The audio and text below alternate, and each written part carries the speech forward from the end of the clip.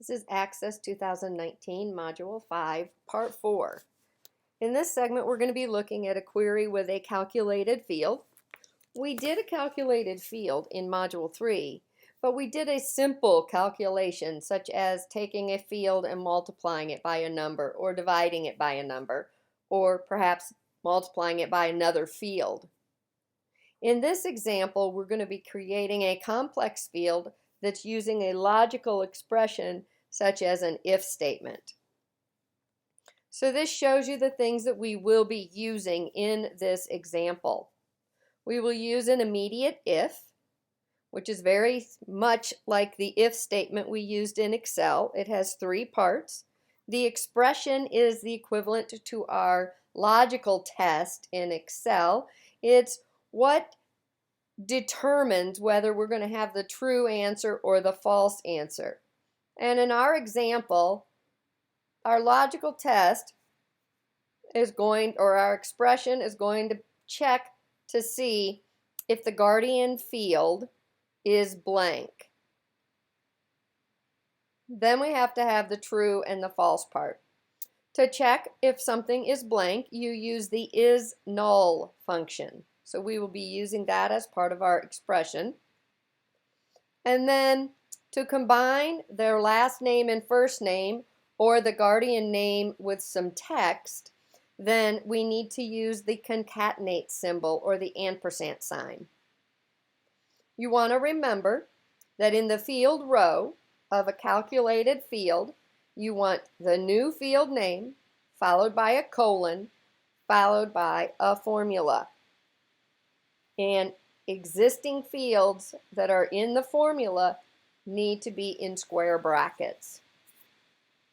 So we're going to go ahead and look at what our formula is going to look like when we're done. It's going to be called, the field name is going to be called patient.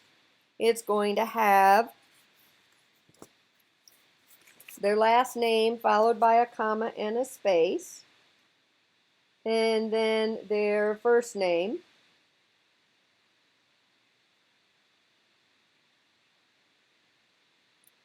And if they have a guardian, then it's going to have the guardian's name followed by the word guardian in quotes.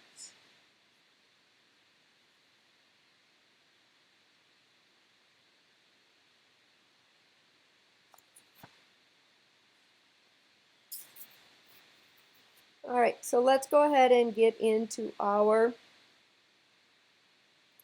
clinic database. And we're going to go ahead and say create and go to query design. And we're going to add the patient table. We're going to enlarge that so we can see all our fields. If I want to insert all the fields at once, I can double click on them, on the patient name up here, or excuse me, the table name.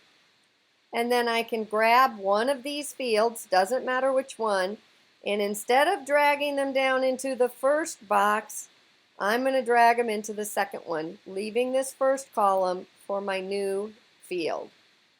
So I'll start them in column 2.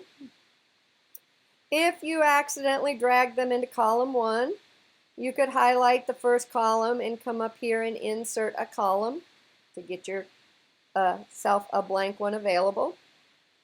Now, I think it's easier to work with the builder if we save our query first. So let's go ahead and save it. And we're going to call this query patients by, spell it right, by name. And then let's open up the builder. Now, the reason I like to save it first is because when you save it, then any fields that are in the query are displayed here in the center box, and they're a little easier to get to. You don't have to go into the database and start looking at the various tables trying to find the fields because they're all listed there. But we still do have to come in and create our formula. So the first thing we're going to do is we're going to open up the plus next to functions, and we're going to click on built-in functions. The if statement is located under program flow. So IIF is the if statement, so we'll double click on that. Now if you look it up here in the box, you've got these phrases, expression, true part, and false part, and they're inside double carets. Think of those as those are screen tips.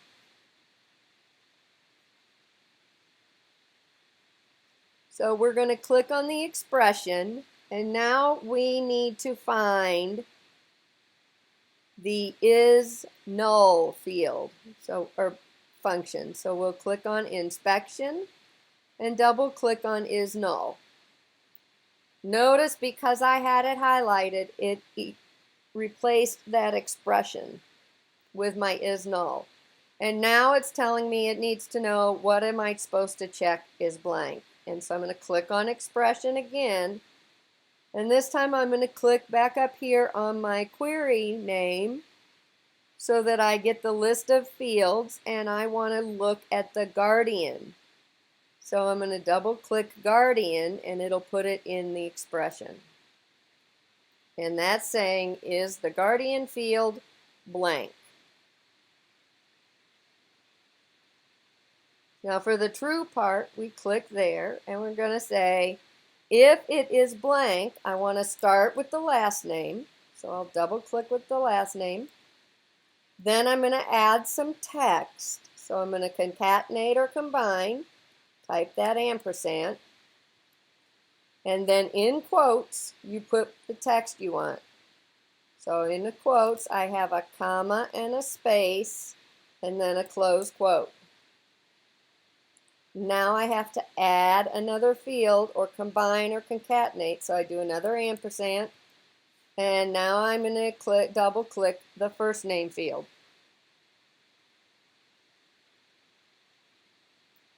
That is all the true part. Now I'm ready to do the false part.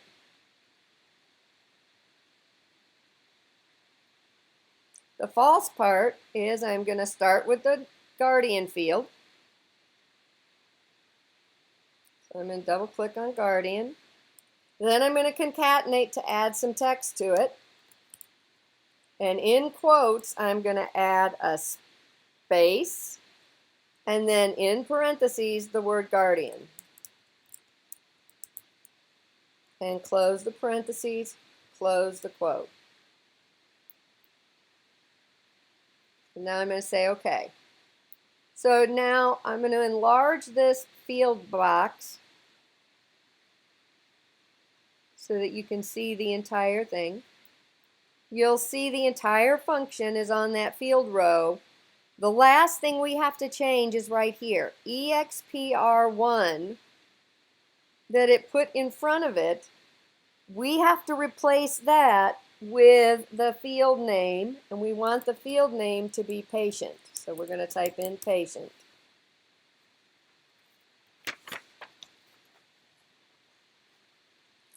Now let's go ahead and run our query so we can see if our formula worked.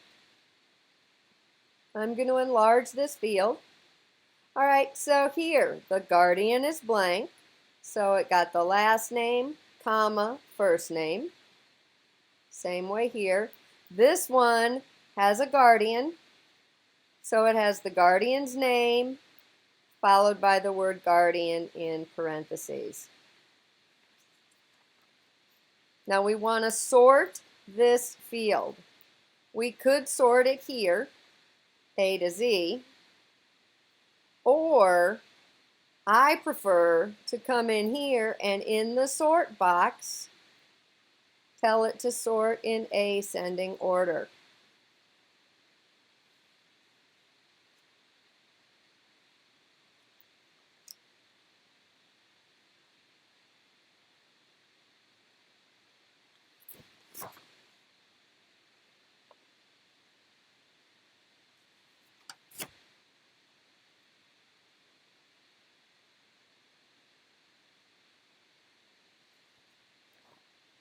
Now when we run it, you can see that it's sorted in patient name order.